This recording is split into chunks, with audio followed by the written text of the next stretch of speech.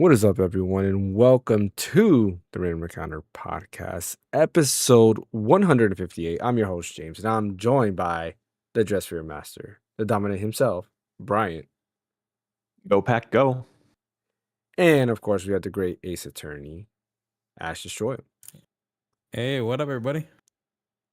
Today, we're going to have a more focused podcast episode where we'll be talking about Metroid Prime 4, because of course that did come out this past week rather. And we're also going to talk about the future of gaming, because there's a lot of interesting things happening, mainly in the hardware space, and it's got me kind of worried. But as always, before we begin, don't forget to hit that like and subscribe button. Follow over on Twitch. Couple things I do want to mention is I apologize for starting late.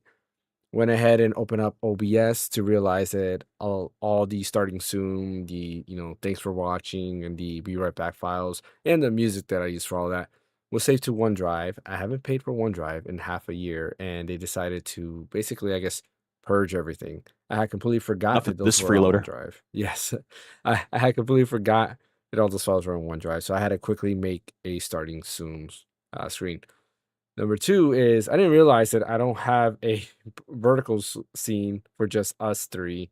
So for those of you on the vertical, I apologize. You're going to see like a weird scene. I'll try to see if while we're doing the podcast, I can kind of create a customized 3-person scene so it looks a little bit better in vertical, but you'll have to wait on that. And number three, I apologize for not streaming Metroid Prime 4 twice. I was supposed to do it Thursday and Friday, but something happened, went ahead and I decided to actually take my kids to a Christmas parade. So which meant that I had to overstay working one day, and then the other day we did that. So that's why I didn't But stream. Metroid Prime 4. I know, but Metroid It's Prime 4. just your kids. Who cares? Man, yeah, I know, man. Straight up. Curse you, James, for being a really, making really, Christmas really memories. great How dare father. you? Oh man. But yeah, so I apologize for that. I will continue streaming, of course, next week with some more Metroid Prime 4 if I haven't been in the game by then, because we do know Metroid Prime games typically are short, but we'll see where I go to there, because I've actually also been picking up my Retroid Pocket. So do you guys remember the Isu thing? Like that theme? Yeah. I sent it on Discord. Me and Ash were Yeah. talking about it earlier today.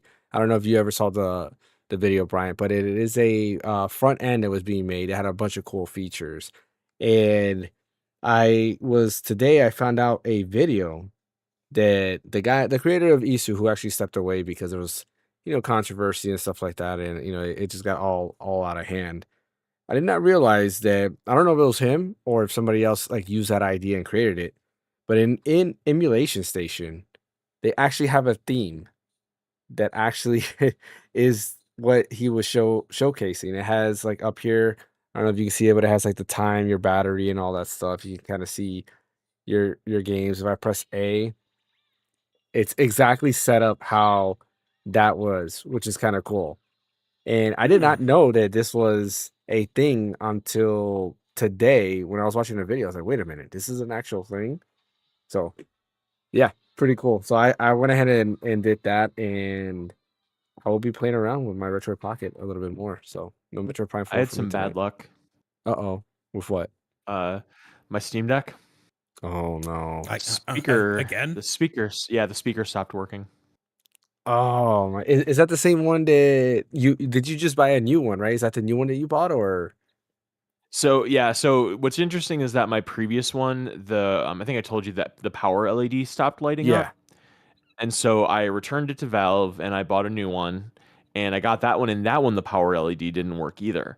And so I was going to return to Valve, but I'm like, I have to be able to fix this, right? So I took it apart and I unplugged the battery and I plugged it back in and I put it back together, and voila, the power LED started working again. So I'm like, okay, cool, I fixed this. Like I'm happy. But then yesterday I go to play like a game and I get no sound, not in the UI, not in the games themselves, not in desktop mode, nowhere. And I went online and I found on Reddit that you can go into Command, which is Steam's version of what do you call it? What's it called on Windows? Like where you get the black box and you can write in like commands and stuff. What's it called? I think it's just in called command, Windows. isn't it? Like the Is it called run, like command? the run section. Like I know it's Yeah, yeah. And then I yeah, know in Mac it's called terminal. I don't remember yeah, what it's called on in Windows, but yeah. I believe it's yeah. So command. I went Yeah. into console and I wrote in these like lines that Reddit said fix the issue. It didn't fix the issue. Factory reset it. That didn't fix the issue. Reimaged it. Didn't fix the issue. So I put in a ticket in on Friday. I haven't heard back yet. So I'm hoping they'll just tell me, since I don't know, I haven't had it that long, that they'll let me just return it and I can buy a new one. Like I don't Hmm. care if I have to put it on my credit card again, because I just don't want to RMA it, because then I'll have to wait probably like 2 weeks to get it back. And I love my Steam Deck. Like I don't want to get rid of it. So that it's just the bad luck. Like what's so crazy is I don't do anything with my Steam Deck. Like I don't put a ton of like crazy customizations and custom apps and emulation and stuff like that. Like, I don't do any of that. I just download Steam games to it pretty much. And I have this bad luck and I don't understand it. So, yay me. Yeah, I mean, I don't know. Did I mention last podcast how my I don't think I did, but my micro SD card just like stopped working on my Steam Deck. I had opened it because I've been playing Dragon Quest 3, and I went ahead and like opened it, turned it on, and then I realized, wait a minute, like what's happening here? And there's a micro SD card logo or like icon in the top right. I said, no, please don't tell me this is it, because I have a bunch of emulation data on there. I had like save files and everything. And then of course I had like Dragon Quest and a bunch of other stuff on there. I was like, no. So I went ahead and sure enough, I clicked on it and nothing. It says you need to reformat the micro SD card. I was like, no. And I did the same thing. I looked it up. I chat GPT'd it and everything's like, how can I fix this? There was no fix. So Oh the only no. thing I was able to do is reformat it, and I was like, "Great! I have Uh, to reset up all my emulators and everything all over again." So I gotta move over the ROMs, which is not as big of a deal because I use this mainly for it's for emulation data. anyways.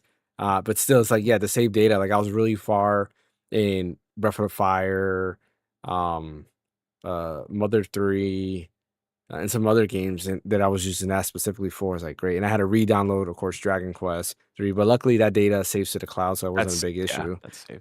Yeah. But man, I kind of got upset at that too. I thought I was just gonna go ahead and just get rid of my Steam Deck. I was like, let me calm down. It's just a rare issue. And I thought it was the micro SD card I have, which is weird because I've had that micro SD card for years and never had an issue until now. So I don't know. Well, remember the Rogue Allies cook micro SD cards too, so no matter what, I don't think you're in a winning position necessarily. Yeah, I mean, luckily the X that's supposed to have fixed that issue, and I haven't Mm. had that issue yet.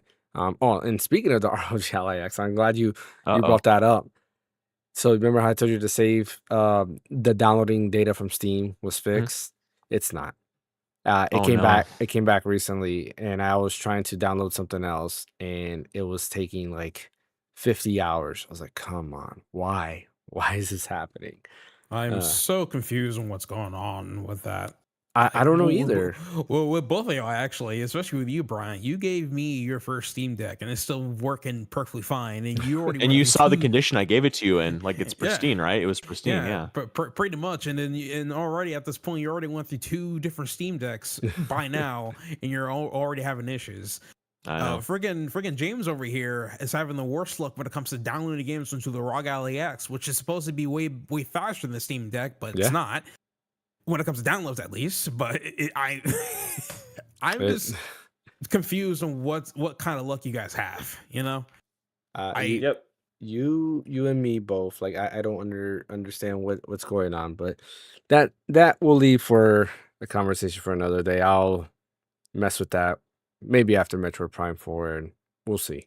We'll see what happens. You know, Mhm. I wasn't aware that they don't make the Ally X anymore. Like the Xbox Ally X took its place. Did you know that? Really? No, I didn't know that either. Yeah. that If quick. you go to Best Buy and look up Ally X, you can't get it there anymore. That's fast. Yeah. Like that. I guess that it makes those rare now at this point. Yeah. Yeah. Sheesh. Okay. That kind of sucks. Oh well. Yeah. We'll have some discussions on some of that stuff a little bit more later on. But let's go ahead and dive into our first topic, which is Metroid Prime 4. I've been playing it. You've been playing, Bryant. I know Fan's been playing it because he picked it up the other day. Ash is the only one who hasn't played it yet. And I guess I'll start with my view of the game. And I gotta say, I'm enjoying it. it's gorgeous. It looks beautiful with the graphics. I'm very impressed with what they did there. I've been playing handheld mainly, so it's 720p, 120 FPS, and it looks stunning. Runs great. There's like really no dips or anything like that. The beginning environment's kind of cool. I like it. I always like foresty levels. I just felt like it's a little bit more bland and kind of like plain. A little bit more than what I like it to be. But so far, I'm enjoying it. There is certain things that I'll say as of now have been bugging me, but not so much. It's like a little bit of both. One thing is definitely seems a lot more linear than Metro Prime. Mhm. But going back, to my memories, Metro Prime 3 was also a lot linear, where it was like you do something on a planet, you're done. You move on to the next planet. You go to that planet, you do something, you're done. Then you move on to the next planet. And you were just jumping planets, and the areas you were in were it wasn't much to do. It's like really quick, you go and do that. This seems to have the same idea and the same concept. And I guess it makes sense because the main director of Metro Prime 4 was also the main director for Metro Prime 3. So it almost seems like a kind of repeat of what they did there, which 3 wasn't a bad game. I'm not going to say like it was horrible by any means. Like it was still fun, but definitely not as good as 1. Like I don't think any of the other Metro Prime games were better than 1 for sure, because 1 gives you that isolation. It feels like a Metroid game where it's kind of throwing you in, you do your exploration, you're backtracking, you're exploring more. They might give you like hints, kind of like they've done since like Fusion, where it's like, okay, you got to go to this area. Even Super Metroid did that, where they pointed to certain areas you have to go, but how you get there, you have to figure it out on your own.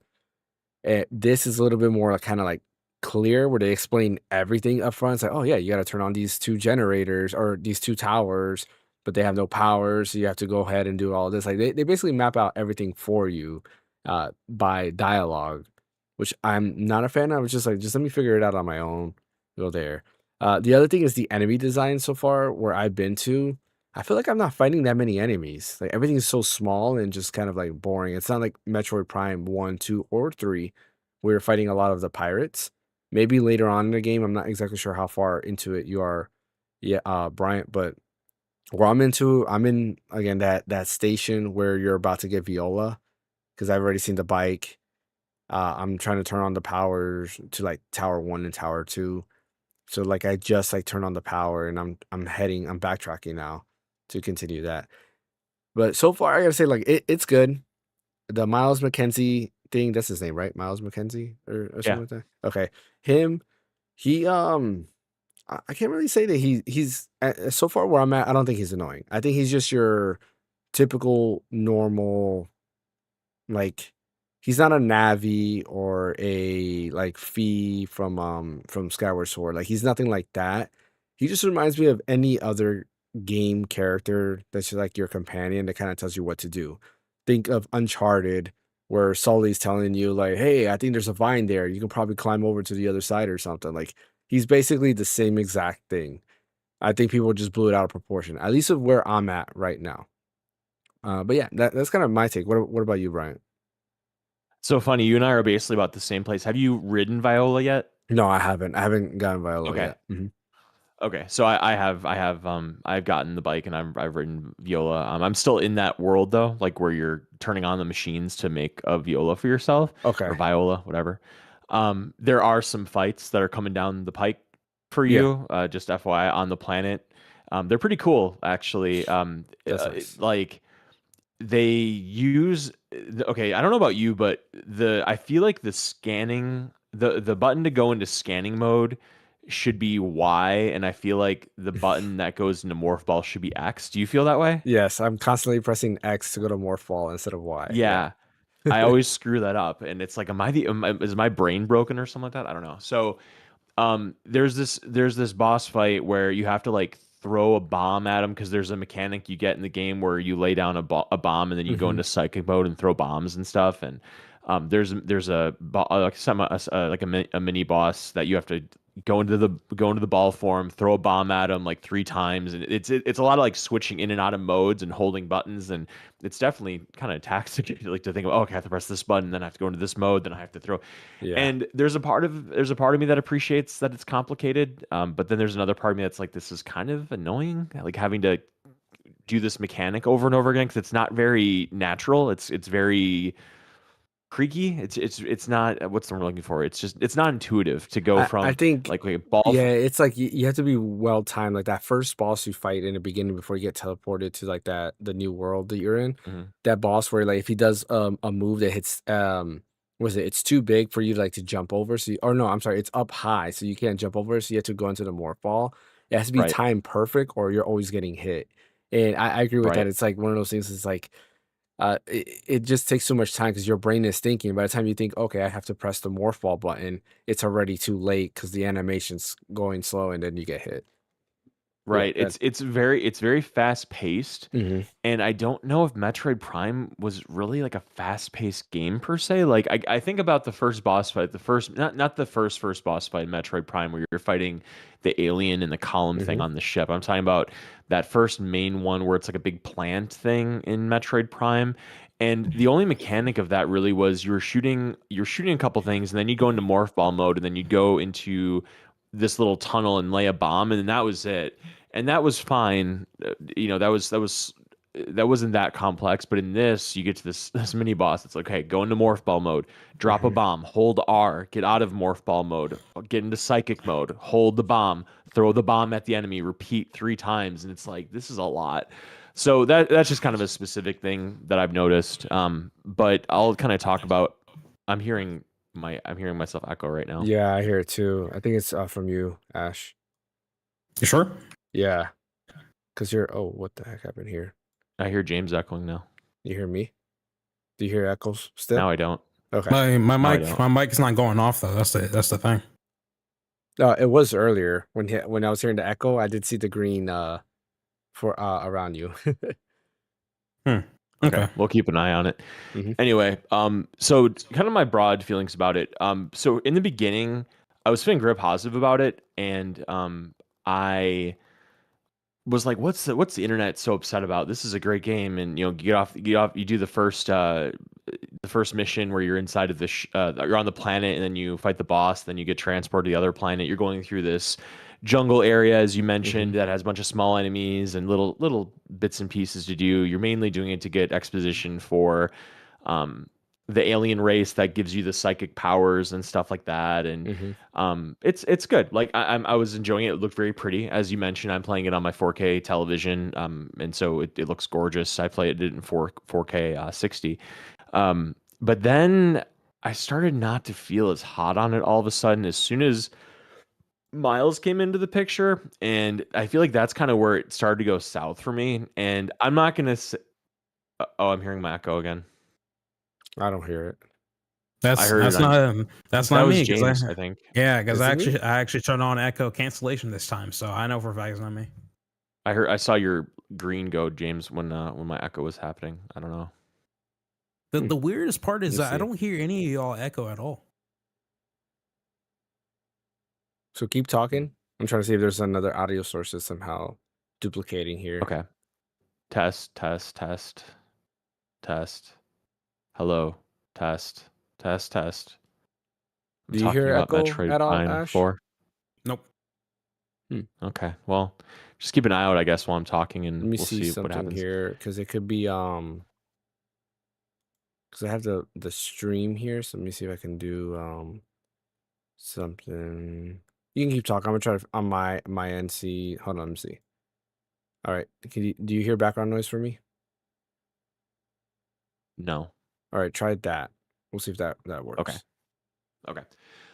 So as soon as Miles came in, first of all, I don't want to be like the internet and just kill Metroid Prime 4 because of Miles. I do think it's probably a bit of an overreaction, but his face is so punchable. It's just like he has these big buck teeth and glasses, and it's just like he's one step away from me, like, oh my goodness, Samus, I can't find my glasses. Where are my glasses? And like slip on a banana peel. Like that's just kind of like how I feel about him. Is he's just such like a stereotypical nerd, and I don't play Metroid games for that crap. I don't. Like that's not why I play Metroid games. I want you to find one Metroid game where they added that and people were happy about having co-stars. Um, I know Metroid Prime 3 is pretty well regarded, I think, but not. But think about it, Metroid Other M, no. Metroid Fusion, no. Those were two of the No, games Metroid that kind of Fusion had that. is well Huh? regarded.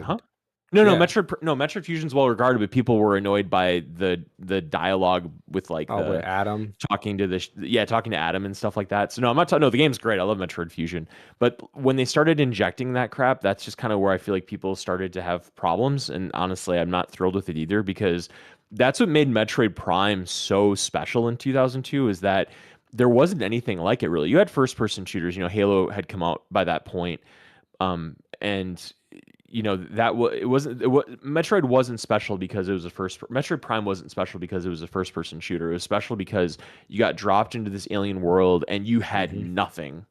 There was nobody talking to you. And it did such a great job of it, and it kind of felt like Super Metroid, where again you're dropped into this alien world. Nobody's talking to you. Nobody's helping you. It is all on you to figure stuff out. Minimal hints, like you'll have the little map screen that'll tell you, like it'll point you to your next objective, but there's nobody talking to you. And I don't remember Metroid Prime 2 Echoes Hmm. enough to remember. I know that there's like some whatever their equivalent of like the army is or whatever in Metroid Prime 2. I don't remember how much they talk to The you, Earth but Federation there's a little Force. bit. Yeah, the Federation Force. Yeah, but I don't remember it being too egregious. Um, so then I never, and I'll be honest, I never played 3, so I don't have a good reference for it. But There's a lot I more don't. dialogue in 3. Yeah, Like, I've heard that. yeah. So I think about 4 and the stuff with Miles where he's like talking to you like, "Oh, I just need to fix this generator and then we'll be all set to go." And, "Oh, you need to go over there. Oh, is this thing working? Blah blah blah." It's like I don't want to talk to you. Like this is so game break, like illusion breaking or whatever you want to call it. Like it takes you out of it because it's just so I don't need to have this is not why I play this. If I was playing like a Halo game, I guess, even that, I mean, you in Halo Infinite, you're kind of dropped on a planet by yourself and you have interactions, but it's very minimal. Um, and it's similar with Metroid. I just don't feel like it is meant to have correspondence with other people. That is what makes the series so magical. Think about Metroid, Super Metroid, the remake of Metroid 1. I never played the remake of Metroid 2 Zero on Mission. DS. Oh. Zero Mission, I don't remember really having a ton of dialogue or anything like that. Um, you know that's just what I think of Metroid. It's solitude and being dropped in a world and figuring it out. Hmm. So that's my first problem with it. And again, I tried to kind of look past it. I'm just trying to like roll my eyes and move along with Miles, and he's not bothering me maybe as much as I'm saying, but it's just it's not welcome. I'll put it to you that way. So then now I'm on the planet with getting the motorcycle or the I don't know, not planet, but like another part of the world or whatever where you get the motorcycle. And you have to do you have to turn on the machines and you do these little mini boss battles like as you're going down and then you come back up to these levels to turn on the machines and get the electricity in the factories going, and they're talking about please go to the console to run through the diagnostics for the supervisor. And it's like why are we talking about supervisors in a Metroid game? This isn't a freaking Tesla factory. This is like a long lost alien race that has these machines because they stopped making them because they realized that technology was destroying them or something like that. And it's talking about like managers and it has to run through the service thing and this and that. I'm like, dude, why are they talking about this? And so now I'm at this part where you have to run the motorcycle through these like test courses, and it's basically just a tutorial to get you to know the controls of the motorcycle and what its capabilities are and stuff. And it's like this is not what I play Metroid for. I don't play Metroid to go on test courses and shoot weapons from a freaking motorcycle. It looks cool, like her outfit looks cool, like the color of the armor. You can do the Akira slide as one of your main attacks, which I think is awesome that's so readily available because it looks great. But go through the test course to complete the objective, and it's why I just put me down in the world, let me go through it, let me bomb the damn wall, and I'll get the missile upgrade, and that's it. That's what I want in a Metroid game. um so and then the other thing is, and it kind of goes back to what I was talking about with the combat, is they're focusing on these mini boss battles, and you'll get to them. You'll see what I'm talking about once you get the motorcycle and once you turn on all the machines and stuff like that, where there are these mini boss battles, and I feel like they're trying to focus so much on these very small combat encounters, and like the combat, I never thought the combat in Metroid Prime was fantastic. Like it's serviceable, it's good, it's fun. You know, you go through the world, you shoot the little creatures that are attacking you, and um, it's good. It's and you have the cool boss battles, and it's good. But that's not what makes Metroid. You don't play Metroid Prime for the combat. That's not, in my opinion, what makes it great. Um, so in this, they're kind of focusing on that, and then they're taking, at least so far, I don't know, like it's kind of what you were saying before. I don't know if they're going to go back to it, but um, you're going through this very linear path, and you're not given a lot of stuff to then go back and like get upgrades and stuff and find new paths to go through. It's just all very mainline. Mhm. And again, that's not what Metroid has been. And I'm hoping that the game will open up a little bit, and I don't want it to be like a huge open world and there's 6 places to go, and it's like, okay, well, I got this upgrade, I'm gonna go back to this world. And I mean, you could say that Metroid Prime had that as well, like where you would be in the main area and then you get this and you go down to Norfair or something like that and do that. But it just didn't feel so like far apart, I guess. And so, Everything was maybe kind it's of just a, interconnected in yeah, it was that. all interconnected, and this doesn't Yeah, feel interconnected. It's like here's a motorcycle to make it interconnected, and it yeah. just feels kind of like forced, like they didn't have to do that. And I sometimes I feel like the things that are in this game are like they're just trying to be different. And Hmm. somebody, I read it on Twitter, I thought was very interesting, is that somebody made a comment about how Bayonetta 3 was a very long delayed game, and it has this kind of like purple red motif kind of thing, like in the title. Like if you look at the title of Bayonetta 3, it's the same colors, and then there's a character named Viola in that game that's very controversial. And then in Metroid Prime 4 Echoes, it has that kind of purple psychic energy looking logo kind of thing. And then there's also a thing that's controversial, and that's the motorcycle Viola, kind of an interesting parallel there.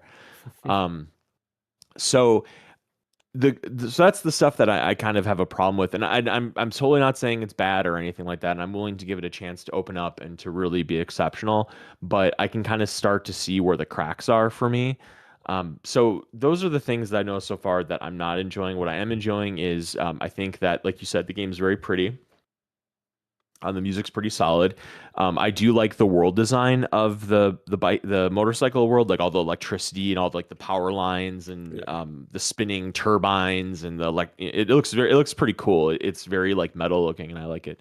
The effects of Um, like how it's raining and then like when you go yeah, to your redo it and all the visor. water is on the visor, Yeah, that's pretty cool too. Yeah. it's cool. Yeah, and like you shoot your beam and the eyes light up and Hmm. stuff. And there's lots of little cool touches like that.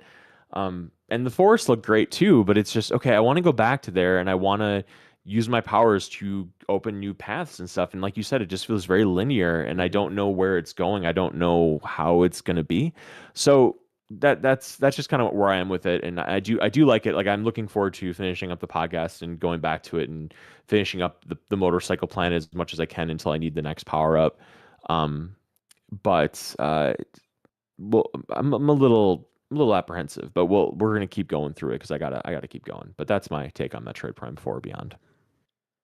Yeah, I mean, I think a lot of us, me and you align on similar things. Except that I still feel that like the Miles McKenzie thing was blown out of proportion. Like it's not like some people are saying like, oh, it's the worst thing ever and blah blah blah. Like I can think of way worse things that they are than him. He just seems like your typical PlayStation Studios type companion that follows you in the game that just talks and tells you, "Hey, there's something over there. Let's take a look at it." Right? And I That's guess anti-Metroid though. Like I know what you're saying. yeah. Like Atreus kind of does that. Hmm. Aloy talks to herself. Ellie will be like, "Oh, let's swing the rope over here and this and that." Like I know Yeah. what you're saying. Like there are other tutorial characters and people that bring out Hmm. exposition in levels to if it's not immediately obvious. But Yeah. again, that's not what Metroid is. Like Metroid is purposefully not that. Well, So I that's why it's annoying that it's in this. yeah, and I agree with that. Like it is against Metroid. Like I don't like that for every little story bit it's telling you what to do and where to go. Like that's what I was mentioning earlier. Like be like Metroid Prime 1 where Metro Prime 1 gives you a location to go, but you gotta figure out how to get there. Again, Super Metroid Right. is the same thing. It gave you a location, but you gotta Mhm. figure out how to get there. And it wasn't like, oh, this location is just in the room next over. That I agree. Like I feel like they did too much hand holding in this Mhm. game. And if not for anything, give an option to be like, hey, classic experience or the I need a lot of help experience, right? Where you can still have the Miles McKenzie there, but he's not explaining everything to you, which I don't think he explains everything to you. He just says what he's doing, but just don't tell me where to go. Like I don't want that. If you give me a location or where to go, then cool. Like I'll figure out how to get there myself. I just need to know that objective. Metro Prime 3 was the first one to kind of start doing that. Like it's again the areas there are small. You go to a planet and everything is kind of very Hey, linear. James, stop for a hmm second. Hey, Ash, is James kind of breaking up for you a little bit? He's not bringing up. Oh, I don't know why he's so breaking up for me. Okay, continue, James. I'm Okay. sorry. What was I saying? I completely forgot. Oh, Metro Prime 3 like was very linear. It was one of those things that was it started kind of doing that. And while I think Metro Prime 3 wasn't regarded high, like there was a lot of negativity around Metroid Prime 3, and that was because of the how linear it was. It still had a lot of cool mechanics, like the grappling hook. Rather than just be a grappling hook, you can also use it to fight bosses. So if like a boss had a shield with the Wii remote, you would go like do that motion, and the grappling hook would come out and grab onto the shield, and then you would just go that like go backwards, and you can yank it off, and you'll start shooting them. But it had a lot of cool features like that. So I still liked it enough, but yeah, I'm excited to continue going and playing Metroid Prime 4. I'm sure I'm going to enjoy it. It's still a Metroid game, and yeah, like I'm sure it's better than the other M. Like I don't think anything can be worse than the other M. Have you played the other M at all or no?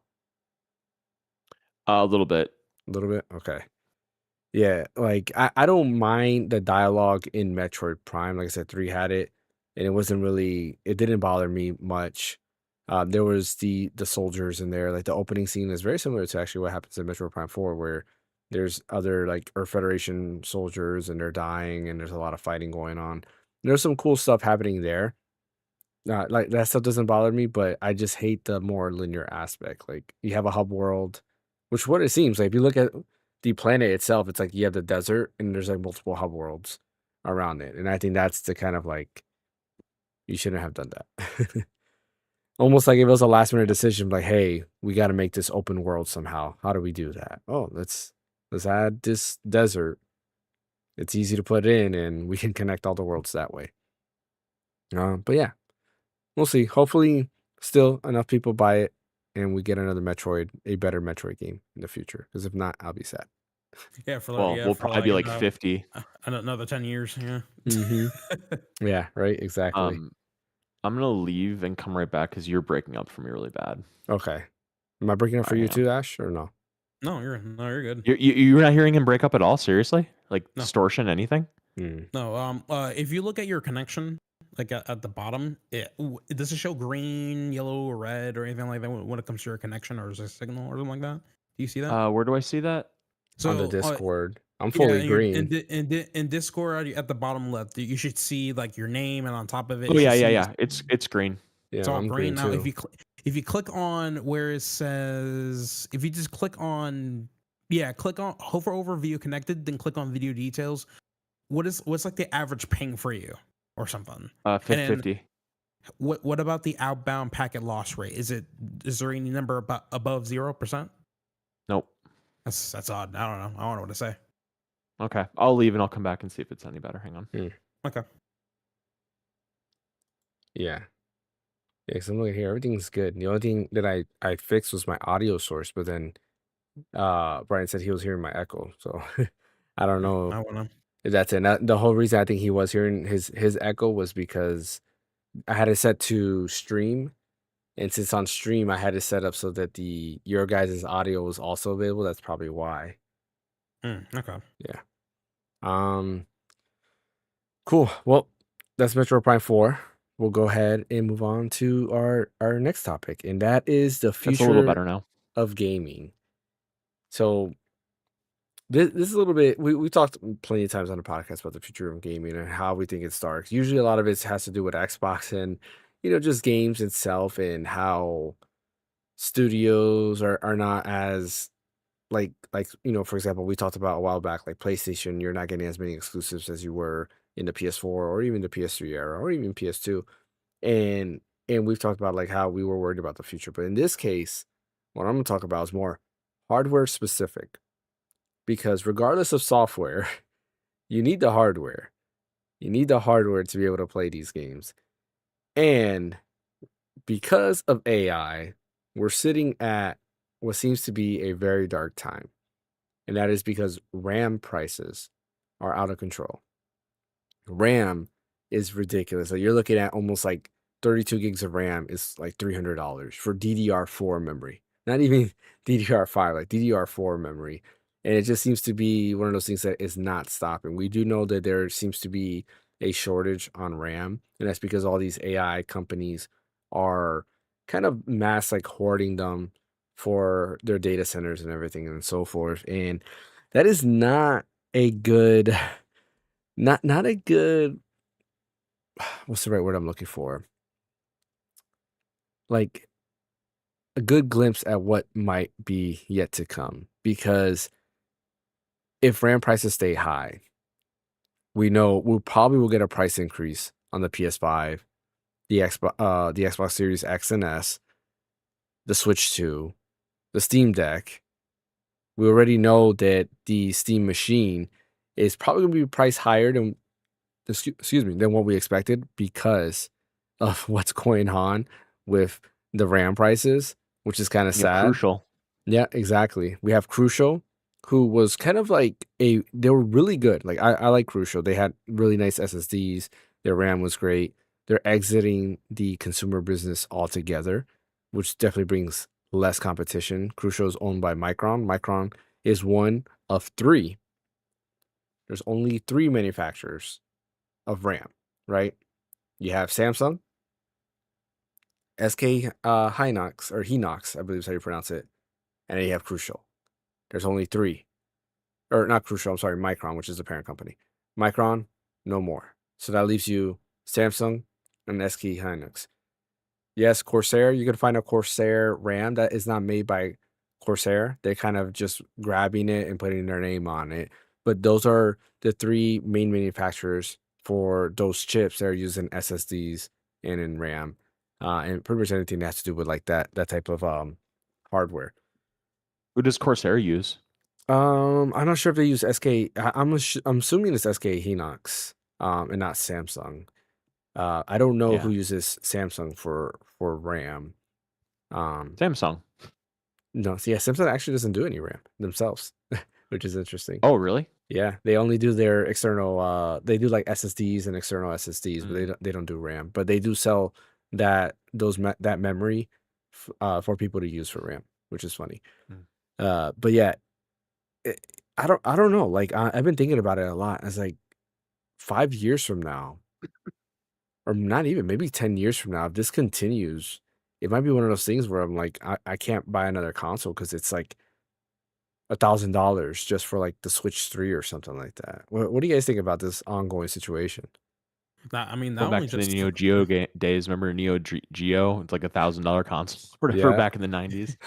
I mean, it's not even just consoles, like PCs altogether. Because like I've seen RAM that costs more than the graphics card just bought. That makes no sense to me. Like it's ridiculous, you know. And the thing is, I don't know which company it was. I think it was either Samsung or Hynix, but they were saying that they can ramp up production to make more memory. It's just they think that they think that the AI bubble might burst or something like that. And if they make too much RAM, then there's gonna be a huge surplus. And when there's a huge surplus, then the RAM is gonna be really cheap, which it'll be good for us, obviously, but it'll not be good for them, essentially, right?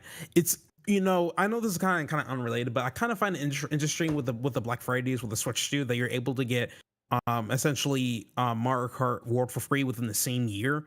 That kind of blew my mind a little bit. Yeah, I mean, Nintendo didn't authorize that though. That was retailers doing that. Oh, that's fair. And here's the thing. I think it goes back to the part where, like, because Nintendo makes so many Switch 2s this year, at the retail spots, they have so many of these, so they had to get rid of them some way, shape, or form, and that's how they did it essentially. So it's one of those things to where that, like, hey, yeah, they don't have to make more memory, but I feel like they purposely did that, not because that they're afraid of making too much surplus of RAM, because at the end of the day, they just want to fill up their pockets further, and it's ridiculous. I'm just tired. I'm tired of this greediness, and like, because of greed is taking away my freedom to do whatever the hell I want. Because we all know that if they're trying to make things unaffordable when it comes to any hardware, whether it's PC, your cell phone, gaming consoles, anything tech related, they want you to access it through the damn cloud. It's not even just about gaming at this point. It's literally about everything, and they don't want you to have they don't want you to own anything, which is stupid. It's dumb. Now that's one part of it. The other part is AI, where they're trying to literally cut like low end jobs to just further fill up their pockets, that's also stupid. Like, to me, that's stupid in the long term, because, like, if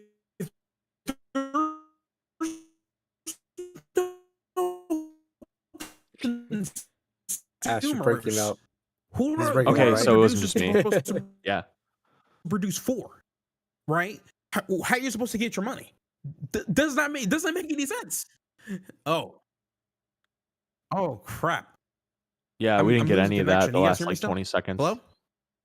Yeah, you're like moving like double time on my screen. It's like it's trying to catch up. You hear me? Maybe leave and come back like I did. Yeah, I wonder if it has something to do with the room or Discord. That or yeah, I think ChatGPT heard what you were saying and it was trying to like stop. They're shutting it all down. I don't know. So I heard you say I got cut off 20 seconds or something. I don't know, but basically what I'm trying to say is that, like, this whole hype around AI and everything, it just needs to stop. Here's the thing.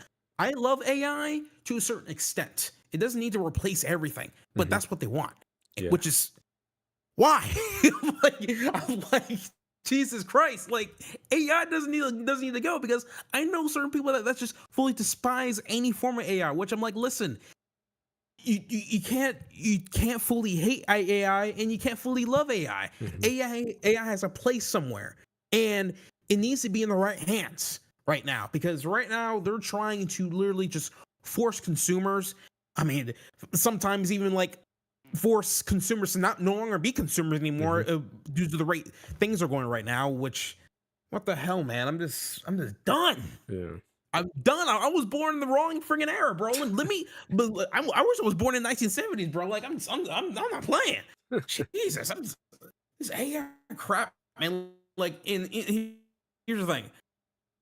For what I'm seeing, a lot of people are hoping for the AI bubble to burst, mainly because that basically means they weren't able to achieve that they wanted to achieve with AI, which sort of I can't even say a good thing, because once AI bubble bursts, it's gonna be worse than the Great Depression, because there's already numbers that back this up already with this. It's worse than the .com bubble. It's worse than this. It's like the biggest bubble that we ever had, because the money is literally just revolving between like several different companies, because they're trying to ramp up AI production. That's literally what it is. And I'm just hoping for it to burst, even though we're gonna hurt a lot when it comes to the economy. It would be better than tons and tons and tons of people losing their entry-level jobs and stuff, including jobs in restaurants, including jobs in freaking retail stores, because that's what they're trying to aim for. Which, again, I ask, what are they supposed to do now? They can't just get a damn college degree and expect to get like a mid or senior level job. They can't. Like, they just can't. Yeah. So, like, who are you supposed to serve to at this point? Majority of the people that are buying your stuff is literally just mostly middle-class people. And most middle-class people are going to be doing entry-level jobs. Yeah. You're still breaking up pretty bad, just FYI. Like, what the heck? I know I'm ranting too much about this, but it's just, we need to like cut it. I know I am. Jesus, this connection is so bad right now. Jesus. Telling you. Oh, OpenAI does not want you to talk. neither is Okay. Gemini Hey, or anybody I'm else. I'm back from the world of living. I guess the rain is so bad over here, it's fucking up my connection. Excuse my language, but it's messing up my connection. Yeah, So I it's don't been know. raining pretty But you, hard in our area. but I mean, but at this point, I'm just gonna cut it off here. I it's just I hate everything about Mhm. this whole AI situation when it comes to just jacking up RAM prices, making things Yeah. unaffordable, to force us to a subscription model to like literally use their use their data centers for Mhm. borrowing resources essentially. And I'm just done. I'm just it's ridiculous. People need to stop being greedy and just like I can't. I can't. This is one of the worst timelines on my brain right now. It's ridiculous. So, but yeah, I'll I'm pass not it off to Brian. okay. I'm not gonna really touch the AI piece. It's complicated. I'm gonna talk more so about something I do want to kind of challenge something you said is that they want us to play in the cloud. I don't know about that necessarily Mhm. because that costs them money for us to play in the cloud because you have to run those data centers and use electricity and use bandwidth of theirs to play things in the cloud. Like you'd think they want us to play on our own stuff that we bought that uses our own electricity, our own networks, and all that kind of stuff. Like I think they add the cloud piece as like what do you call it? Like a sweetener, right? That's my opinion. I mean, that's not really here nor there.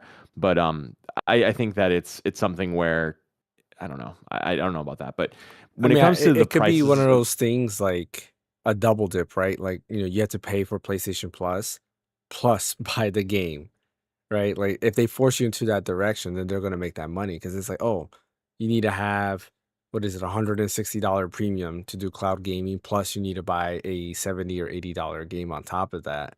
That's how they would make their money back. I but think it's I I don't like know got if that would you. match though.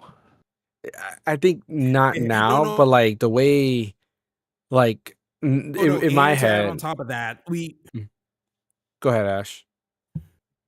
Okay. Listen, here's the thing. I understand where you're coming from, Brian, but you got to also remember back when Netflix first came out. It used to be $10 a month for Yeah. crying out loud, right? And That's a long over time time, ago. now it's like yeah, back then. And now, right now, freaking Netflix is like 20 or 20, Something 22 like bucks a that. month or something like Mhm. that. I'm not too sure. Yeah, something like that. It's going to be the same thing for cloud gaming because right now you can use NVIDIA GeForce Now for free and stuff. And then later on, exponentially, they're going to increase those prices like higher and higher and higher. And the Like problem the is that Xbox.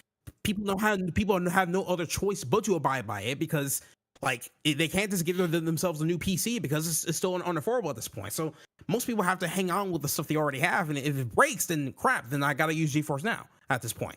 So in a sense, Nvidia and amongst other cloud streaming services have a monopoly over this at this point because heck, as I mean, they're going to lose some money whenever I'm trying to borrow the resources, but over time they're still going to increase those prices at the end of the day. You know? Mhm. Yeah, Did I get cut go off? ahead, Go ahead. Bryant. Yeah, no, I heard you for everything. So okay, well that aside, I think that's probably further along in the future than something that's like more of a long term thing, perhaps, than where we're at Yeah, right now. yeah, definitely long I, term. I could see that happening though in the future. I guess I would just kind of have to say that it kind of comes down to a philosophical discussion about what is gaming and what does one get out of it and how much investment does one need in it to gain something out of it and things like that. Because Mm. I mean, if we're talking about playing games as like as a pastime and something that one wants to do with their spare time, um, I mean, I don't know about you guys, but I have a library that I wouldn't need to buy another game for the rest of my life. Like I have enough stuff where I could play through it and never have to buy another game for the rest of my life. Like I have so much stuff I have never even touched and I want to and stuff. Um, and so you just kind of start to think about, well, where is it going? And you wonder, is it going on without me? Am I kind of getting left behind because it's not going in a way that really interests me anymore? And I'm not quite there yet. I mean, I'm so excited about the Game Awards this week and seeing the new announcements and stuff like that. Um, so we'll kind of see what happens. But I guess I'm kind of pessimistic about the world in general. That gaming is an extension of that, but also probably like the least of my concerns in a lot of ways. But you're right. It is kind of it is kind of like a harbinger of things that are kind of coming down technological as far as what things are costing and how much it is to get in on everything. Like, I bet like right now, as we stand right now, I bet it is cheaper to buy a pre-built PC than it is to build your own right now. I'm sure that might change down the line, but I bet right Yeah, now for sure. to build similar spec PCs compared to, because I bet a lot of like computer manufacturers haven't raised their prices yet to match um, RAM prices, especially during like this Black Friday Hmm. part of the year.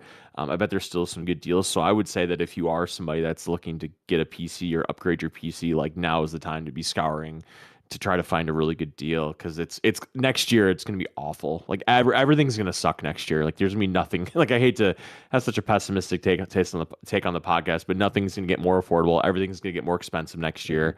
Spotify already said they're raising their prices, and there's so much stuff that's coming down that's going to be bad. So get in. We'll get in while because think of it this way: that the PlayStation 5 Pro, I'm pretty sure that the price it is now during Black Friday, like the Black Friday time of year, it's the price of what it was when it came out, I think, isn't it? Yeah, it was. They Or pretty everything close basically to all it. the PlayStation consoles dropped to like their original price for Black The Friday cheapest deals. time to buy a PlayStation was when it first came out, and the most expensive time is 5 years later. It has never been like that my entire life. Yeah. So take that for what it is. I wouldn't say pessimism, Brian, when it comes to 2027. That's just realism, because we see the data, we see what the big boys are talking about.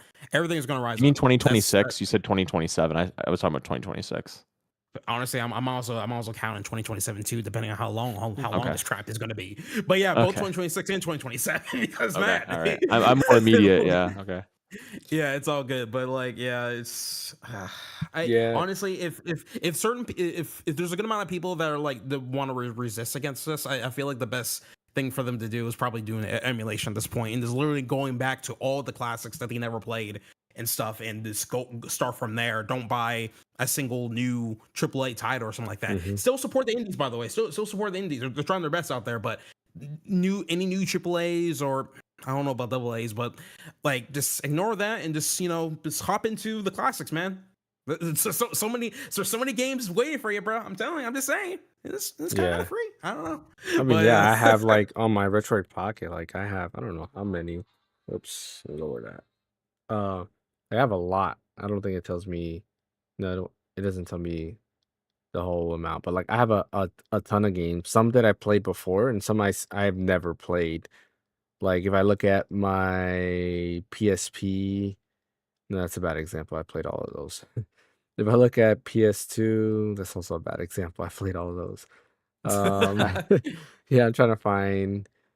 No, man. Well, never mind. This is a bad It example doesn't 'cause I matter. played A like lot of those every are game. worth replaying. They are, yeah. Like I have like, for Sega Genesis, I have like Sonic and Knuckles 3, the original one, because you cannot get the old original like soundtrack. So I made sure Mhm. to have the original soundtrack here on, Sonic the Hedgehog 3 or Sonic and Knuckles, Sonic the Hedgehog 3, uh and stuff like that. But yeah, a lot of these I've played before, and I can probably continuously to replay, when it like Sonic Adventure 2, Marvel vs. Capcom, like on my Wii U games, like I can continue to play all these games. Yeah, there's a lot of stuff that has a lot of replay value to me personally, that I don't mind going back and playing classic games. Like I don't need a new game per se. Like I don't, how can I put it? Like I don't mind revisiting a lot of the old games, because if anything, I feel like these older games kind of, what's the right word I'm looking for? Like I don't know, they last, not last longer. What's the right word?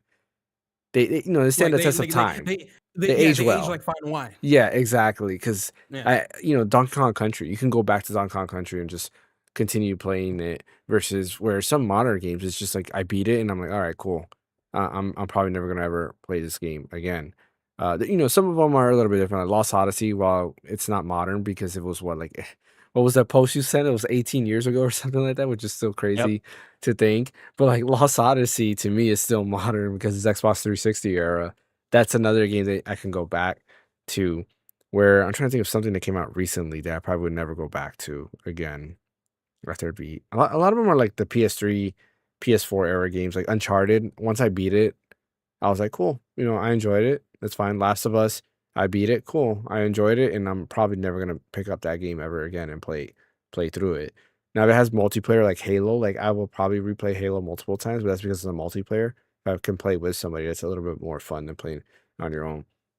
But at the same time, like I do want to continue to see, think projects like Dragon Quest Seven Reimagined, where we're getting these remakes of classic titles, or we can see them in a different light.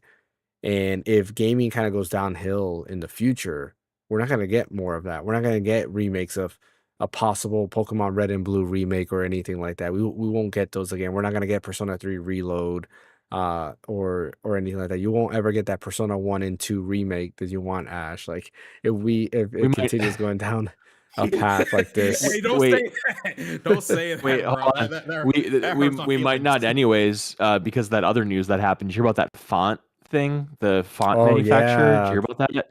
About how Yeah. they raise there's this company that licenses fonts, and they do like every font under the sun for like all these companies, like all the Pokemon games and Hmm. Mario games and I think Persona, just like so many games use this company to license fonts from.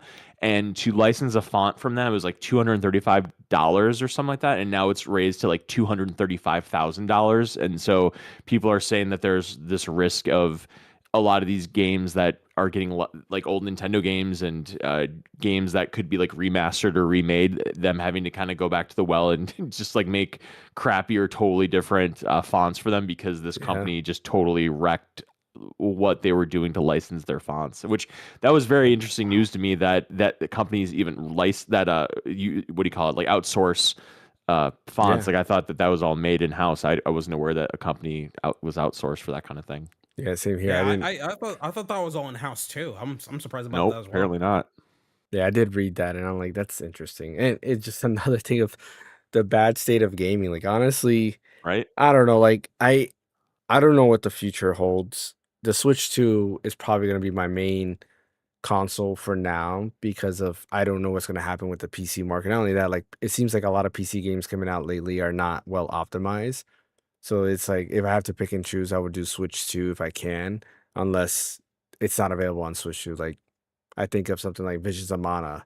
I'll rather get on that. But even then, like I might even go to starting using my PS5 all over again because of just this era we're in. It's a weird era. It's an era where I feel like I'll be fine with a PS5 for another 10 years if we could, if things are going to be this bad, because I don't think I need anything better than what I have, if that makes sense. Yeah, makes sense to me. Because I honestly think that I'm fine with just everything that we have in terms of power. I don't need something way more powerful. Like, yes, it'll be nice to play at higher frame rates and all that other good stuff, but if I can just enjoy games, just to enjoy it, I don't need the higher frame rates or any of that stuff. Just give me good games at a good price point, and I'll be fine with that. We'll have to see how this changes in the next few days. Hey, what's up? I can't even read it. Oh, Big Gravy 28. Welcome to the stream. Yeah. All right. Let's go ahead and talk about what we've been playing. We talked about Metroid Prime 4. Brian, have you been playing anything else? Yeah, I've been playing Donkey Kong Bonanza. Really? Yeah, I have been. Yeah. Yeah, I've been playing it a good deal. Just because I want to get through it and I want to finish it, and I have been enjoying pieces of it. But it really occurred to me, Ash, did you ever watch The Simpsons, or have you ever gotten into The Simpsons at all?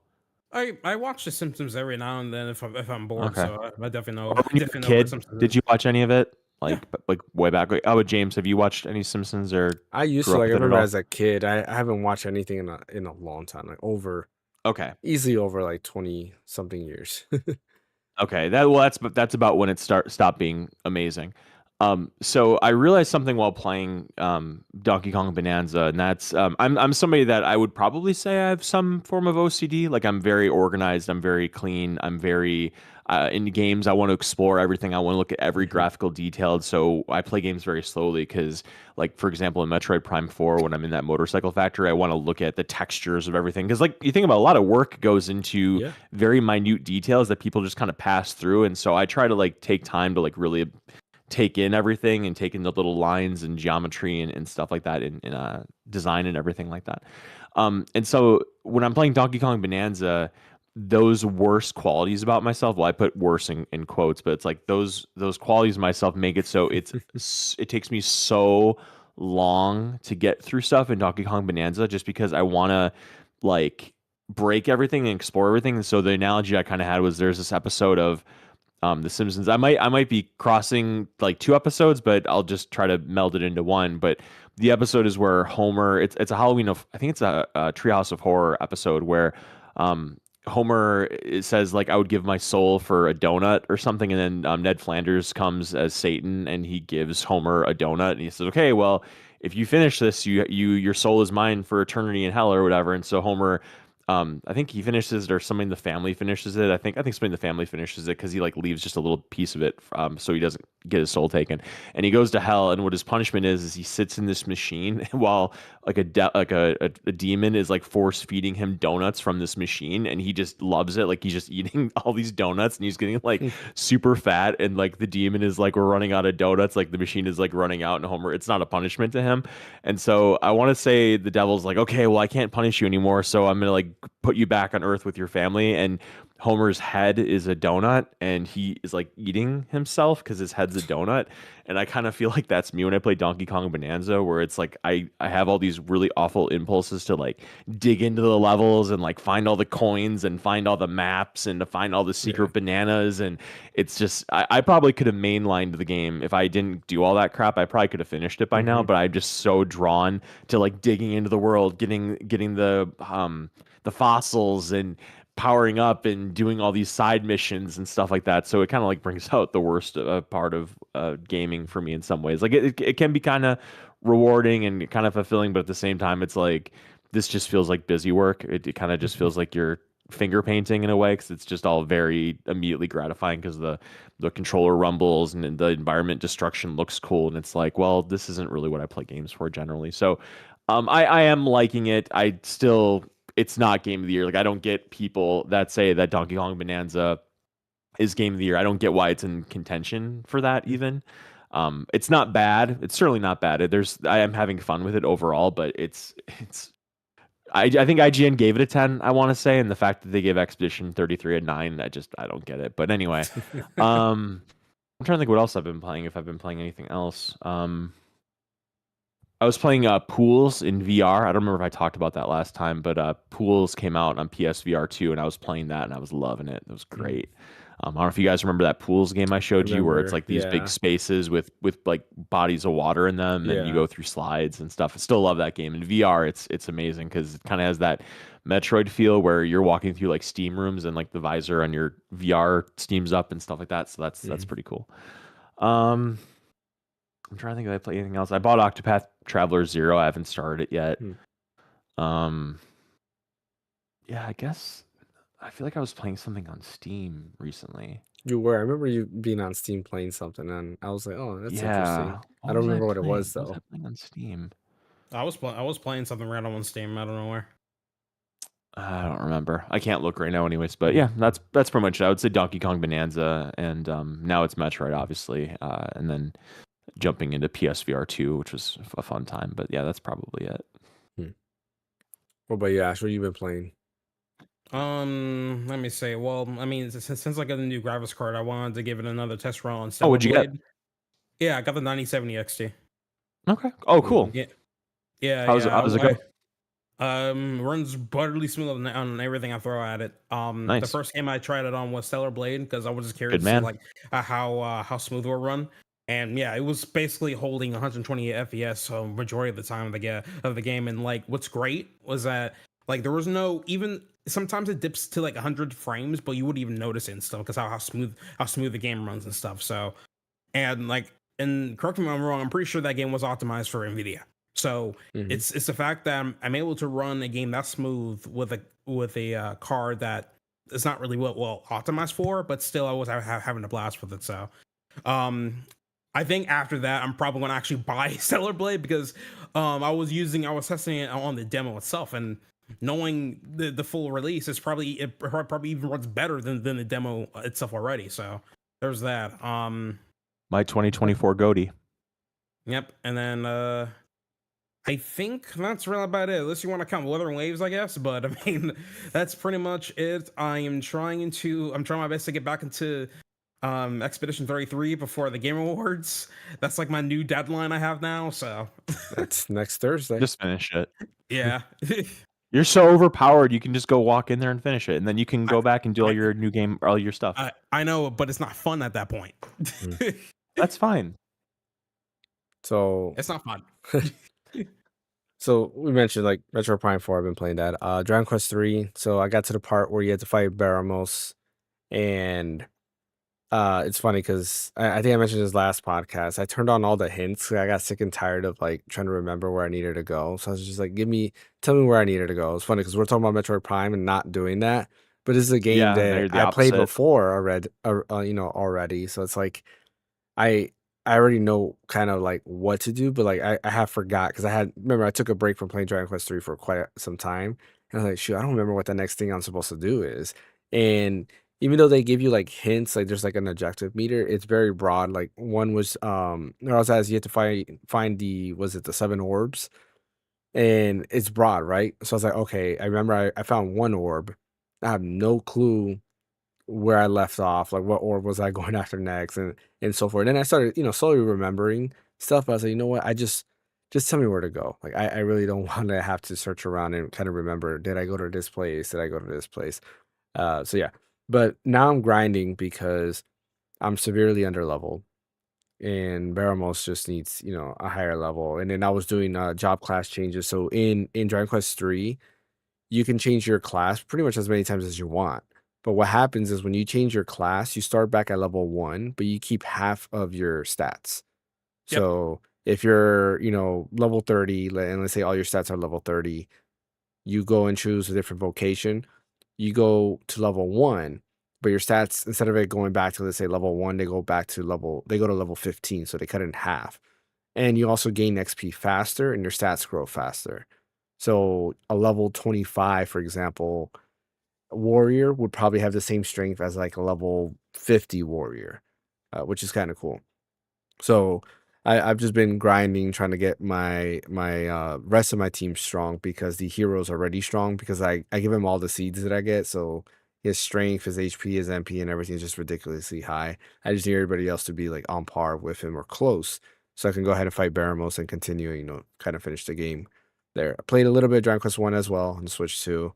I didn't get too far because I kind of want to finish Dragon Quest 3 and then go into 1 and then finally finish 2 and then kind of be done with that, hopefully before Dragon Quest 7, but I don't think I'll be able to meet that deadline because we have Metroid Prime 4, and then Dragon Quest 7 comes out February something. It's like in the first 2 weeks of February. Is that early? Say it again? Is that Oh yeah, early? that early? Yeah, it's around the same. I think it's the same week as Resident Evil. I don't know why I can't think of the name now. Oh damn, Requiem? man. Yeah, Requiem. Requiem. My leg. Yeah, I know. So it's not. I gotta Jesus, choose between the two, which I probably will play Resident Evil first, since it's going to be a faster game to beat than Dragon Quest, which is going to be a lot longer, depending on how much they keep of the original game. Because the original game is already over 100 hours. If they cut that in half and try to streamline it more, then I'm still thinking maybe 75 hours at least, bare minimum for that game. And then, like I mentioned, Metroid Pocket. I've been playing the Metroid Pocket, not playing games on it. I've just been playing around with it, just trying to find out all these different things. Exactly. One of the biggest things is there's a new PS2 emulator for it called ARM SX2, and it works really, really good. Previously, I was playing Rogue Galaxy. I don't know if you guys played Rogue Galaxy. I was having issues playing Rogue Galaxy at like full speed at even ×2 the resolution. So I had to cut it to 0.5 resolution to be able to play it. So it's having the resolution of the original game, which was 480p, for me able to play it at full speed. Well, in ARM SX2, it's way better optimized, and now I can play that at 2 times speed, and it's flawless. Like I'm getting full frame rate and everything, which is pretty awesome. The other thing too that I've been dabbling in is, while I'm not a huge achievement hunter or anything like that, I finally made a retro achievements account to try getting achievements for older games, and I was just messing around, see what achievements are around. I played like Pokemon Puzzle Challenge and all these other games, and it's kind of cool to see achievements pop up and they make like a little sound when you do something. And so it's pretty neat. So I've just been messing around with that, and I'll probably continue What's it messing called? around. Retro achievements? Yeah, so retro achievements. So if you do emulation, the emulators can tie into retro achievements, and then they have achievements for basically everything that's GameCube and before that. So PS2, GameCube, they have Wii coming next year, N64, etc. The emulator has to support retro achievements, so like RetroArch does it, Dolphin supports it, ARM SX2 for PS2 supports it, PCSX2, which is like the Mac and PC version of ARM SX2, supports it as well. DuckStation supports it, and so forth. So like almost all the emulators support retro achievements. I think Azahar, which is the new 3DS emulator, doesn't support it yet, but it's coming soon if I remember correctly. So you can't really get any achievements for 3DS yet. But it's pretty cool. You could make an account, then as you play, you just start earning achievements, and then you can see all the achievements you earn. It'll give you a list of like what achievements are per game. You can add games to like your list and so forth. So yeah, like it. Yeah, the website is retroachievements.org. Yeah, I'm looking through the link to the past achievements right now. Yeah. Yeah. Yeah, I think I already actually have a account set up in there actually. I need to actually link it to Emu Deck, I think, because I think it supports it. Yeah, it does support it. Yeah. But like yeah, but like I just looked up Rogue Galaxy and stuff, and of course, because since this is an 05 JRPG, you gotta have like one of the more of the known English voice actors like Steve Bloom and Yuri in there, Yeah. you know. So I saw that list. I'm like, that's funny. I do it. I don't remember Yuri being in there. I know Steve Bloom is in it. He plays as Steve in the game. Really? I Yeah. didn't even realize, because Steve, I think that's the robot. Does it show like a picture of who that is or no? I was just looking through the wiki and stuff. It says that Yuri is the one that plays as Steve, and then Steve Bloom, he plays as Zagram. Yeah. Zagram, yeah, Zagram, that's what it is. Yeah, he's the pirate guy who's cool. And then the guy who does Terry McGinnis's voice from Batman Beyond is the main character. That's why he looks familiar. Okay, makes a lot of sense. Okay. Yeah, Will Freedy. Yeah. Makes sense. Yeah, he's Terry McGinnis. Yeah, they have a really good voice cast in the game. So like you definitely want to play it dub, but like the whole game is really, really cool. You go through and you travel to different planets, and the planets are huge. There's no loading time once you get on the planet. So like once you're in the planet, you discover like the planets are pretty big for you to just like to go ahead and like roam around and all that. And there's literally like no loading whatsoever. Now it's not like open world where you can go wherever you want in those planets. There are like sections like you go through specifically, but you transition from scenes. So like there's one place you go in a forest and then you go into a temple, and it just transitions directly. There is no loading or anything like that. It was pretty cool to see that in the PS2 game. The only loadings is, like I said, when you load up onto said planet. That's the only time that it loads. I'm surprised that they never bothered to release a sequel to this, because when I'm looking at reviews for the game, it got really high praise. I guess this was like a one shot by level 5 for the most part. Yeah, it's one of those games that the ending wraps up, so you really don't need a second one. If you were to do a Rogue Galaxy 2, you would have to probably do all brand new characters and so forth. But the story is pretty awesome. Like I said, I recommend it. Play it. If you love RPGs, you have to play Rogue Galaxy. Have you played that yet, Brian? I haven't. It's definitely one of those games that when things become so unaffordable you can't buy anything new, that's definitely a game I'd go back to for sure. Yeah, it's available on PS5, so you can play it on PS5. Yeah, I own it. And it supports achievements on PS5, or trophies, I mean, which is pretty cool. So I'm looking through its history. What's interesting is that people thought that this game was going to be like the rumored Dark Cloud 3 back then, which was interesting. Yeah. Yeah. Because it's level 5, right? And it came out. Yeah. I think this came out right at the end of the PS2, and I remember picking it up because online people were saying like, "Oh, it's better than Final Fantasy 12," and to me, I was like, "There's nothing better than Final Fantasy 12. You got to be kidding me!" And I picked it up, and I mean, it's good. Like I don't know if I would say better. It's hard for me to say better, but I can tell you, I dived so many hours in. I actually 100% of that game while doing like its end game. It has end game content where it's kind of like a nonstop tower where you have different floors, just so I can get like everybody's special equipment, everybody's different outfits you can get in the game, and all that stuff. So well Can worth it. I play Rogue Galaxy on the PS4? Yeah, it's Yeah. available on PS4. Sweet. Okay. Yeah, and you can get the I'll have to get trophies. on there. Yeah, because Perfect. Yeah. if you have you have PS4 or PS4 Pro. I have PS4 Pro. Yeah, so it supports 4K with the Pro. Oh, cool. Yeah. All right. Yeah, it's widescreen, 4K, and trophies, which is cool. It's one of the few games that has that's a PS2 game that supports trophies, which is neat. Yeah. Well, I got to wipe up the dust off that PS4 then. So, well, whenever I get the chance, though. So, Yeah. All righty. Well, we're gonna end today's podcast here. I appreciate everybody for joining. Once again, I apologize for the start of this. You won't see a thanks for watching screen, so I'm gonna say it myself. Thanks for watching, because I have to go ahead and configure that. I'll have to make some new screens, so we'll see. I'm gonna change it up a little bit. I gotta see. Maybe Bryant can in his link to the past runs that he does every day or whatever he's been playing on the Super Nintendo, send me a 30-minute clip or 30-second clip of whatever he's doing, so I can use that in one of these videos. So I'm actually gonna change the games that I show on there, and I'm gonna try to swap it out with some different games. So we'll see what I come up with and change around, and I might just change just the way it looks altogether. But we'll see what happens. Anyways, thanks for watching. As always, don't forget to hit that like and subscribe button. Follow over on Twitch. Bryant, where can I catch you at? I'm at red_so_deep on Twitter, and I just want to shout out that this Thursday at the Game Awards, we are streaming the crap out of that. I'm looking forward to it. Yes, thanks for reminding me. We are streaming the Game Awards this Thursday. We'll be there pretty much at the start. I gotta try to get here on time because I think it starts. What time does it start? it's like 5 or something. Let me see. It's like Probably 5, right? 7. Oh, Yeah, I think it's 7. 8 your time, 7 my time, or 6 my Let me time, 7 see. your time, something like that. What the heck is this?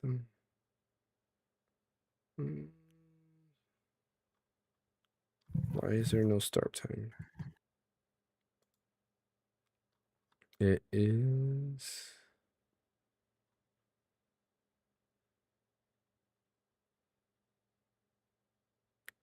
So 5. It looks like 8. No, 7:30. Eastern time. Yeah, 7:30 Eastern time. Okay.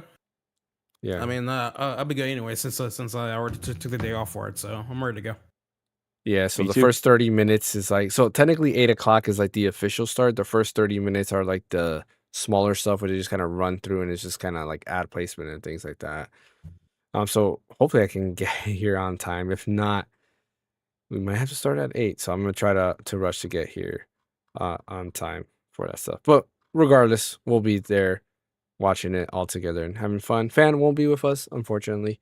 He'll be on vacation. So Oh, bummer. yeah, so we won't see Fan for quite a while, actually. So yeah. Anyways, Bryant, where can I catch you at? Oh, we already At said that. red_so Yeah. deep. Ash, where It's can I worth catch you saying at? twice. Yeah. You catch me at Destroyum. I'm gonna try to upload that Switch video. I've been like recording for like about a week, and within this week at least, because I don't know. I did so many retakes on it or something, but yeah, it's definitely gonna come out this week. So Nice. And as always, you can catch me right here. Be back Thursday, Friday solo stream, and then Sunday, of course, the podcast where we'll recap our thoughts on the Game Awards, see who won, and all that other good jazz. So thanks for watching. Thank you, Bryant. Thank you, Ash. We'll catch you guys next time.